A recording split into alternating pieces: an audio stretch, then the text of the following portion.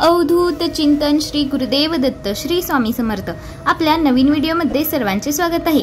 आज आपण पाहणार आहोत देवपूजेची योग्य वेळ कोणती, कोणत्या वेळेला पूजा करावी आणि कोणत्या वेळेला पूजा करू नये हे माहित आहे का तुम्हाला? चला तर मग पाहूयात। त्या अगोदर चॅनलवर जर नवीन असाल तर चॅनलला नक्की सबस्क्राइब करा। आपल्या सर्वांच्याच घरी रोज देवपूजा होते, पण ती देवपूजा करण्याची योग्य वेळ आज आपण पाहूयात, ज्यामुळे देवपूजेचे संपूर्ण पुण्य भेटेल।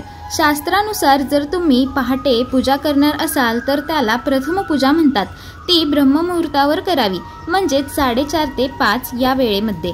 दुसरी योग्य वेळ सकाळी 9 पर्यंत आहे। तिसरी माध्यान्ह पूजेची वेळ 12 पर्यंत आहे।